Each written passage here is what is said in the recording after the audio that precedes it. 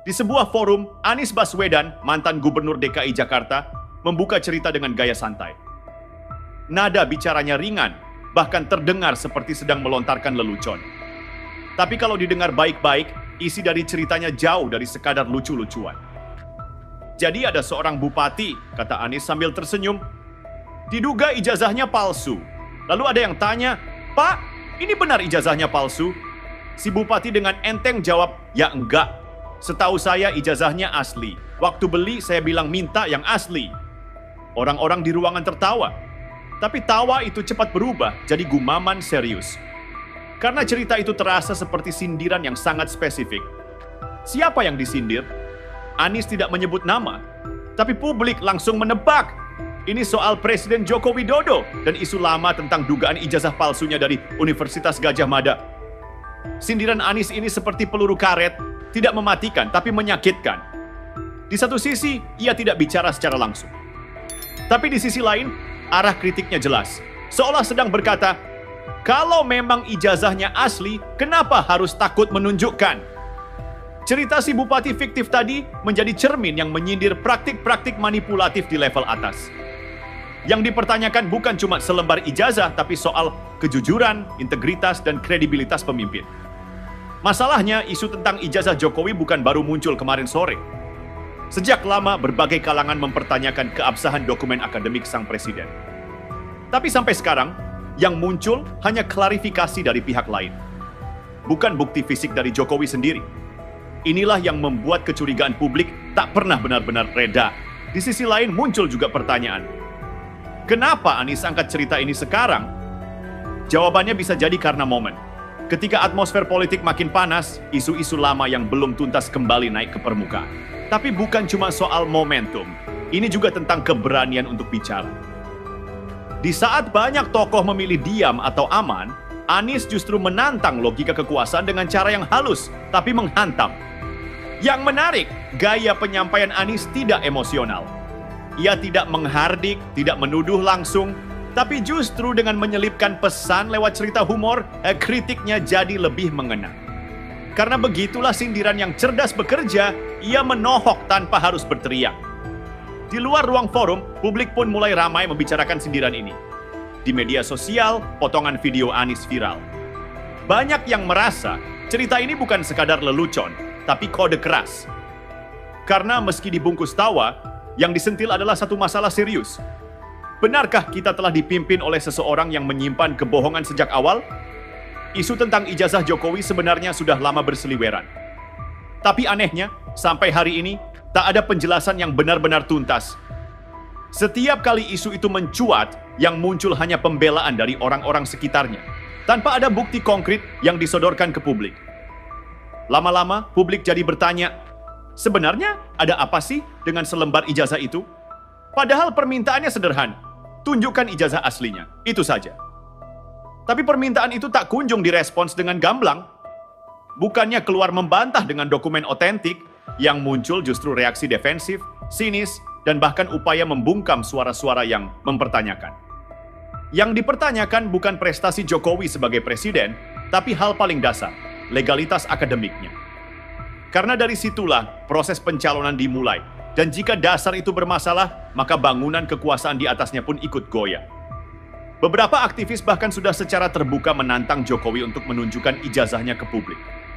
Mereka ingin melihat dokumen aslinya, bukan fotokopi, bukan testimoni dari pihak universitas, bukan pengakuan orang ketiga. Tapi tantangan itu seperti dilempar ke dinding. Tak berbalas, tak terdengar. Kebungkaman Jokowi dalam isu ini menimbulkan pertanyaan yang lebih besar. Apakah ia sedang menyembunyikan sesuatu? Atau justru sedang menguji kesabaran publik? Sebab kalau memang tak ada masalah, maka seharusnya sangat mudah menjawab keraguan itu.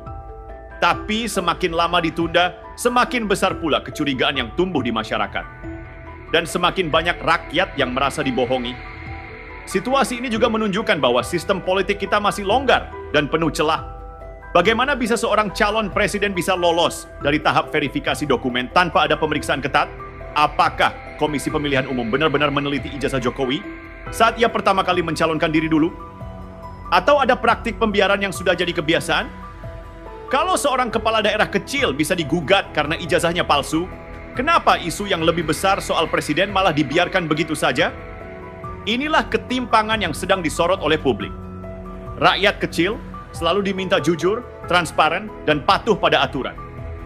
Tapi ketika giliran pemimpin tertinggi, standar itu tiba-tiba dilonggarkan. Dan disinilah letak bahayanya. Ketika kejujuran tidak lagi jadi nilai utama, ketika transparansi hanya slogan di baliho, dan ketika pemimpin merasa tak perlu menjawab pertanyaan publik, maka secara perlahan, kepercayaan rakyat akan terkikis, dan sistem demokrasi hanya akan jadi formalitas tanpa substansi. Isu ini bukan soal kebencian pribadi pada Jokowi. Ini soal prinsip dasar. Rakyat berhak tahu siapa yang mereka pilih. Kalau keaslian ijazah saja tidak bisa dibuktikan, bagaimana mungkin publik bisa yakin bahwa keputusan-keputusan besar yang dibuat selama masa kepemimpinannya lahir dari proses yang benar? Sindiran Anies Baswedan tentang bupati yang minta ijazah asli saat beli bukan sekadar guyonan politik. Di balik candaannya ada sindiran serius yang menyasar langsung ke inti persoalan. Kepemimpinan yang dibangun di atas keraguan.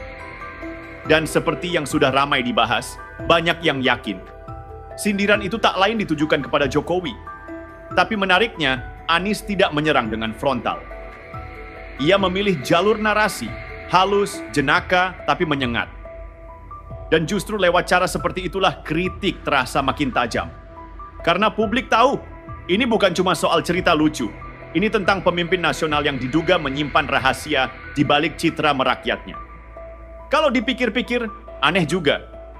Negara ini begitu sibuk membangun citra di mata dunia, mengejar investasi, membuat proyek-proyek besar yang menghabiskan triliunan rupiah. Tapi untuk urusan sesederhana menunjukkan ijazah asli presiden saja, tak kunjung bisa dilakukan. Padahal ini bukan tuntutan besar. Ini adalah hak publik, hak rakyat untuk tahu latar belakang orang yang mereka pilih untuk memimpin negeri ini. Kita juga harus sadar, diamnya Jokowi dalam isu ini bukan tanpa konsekuensi.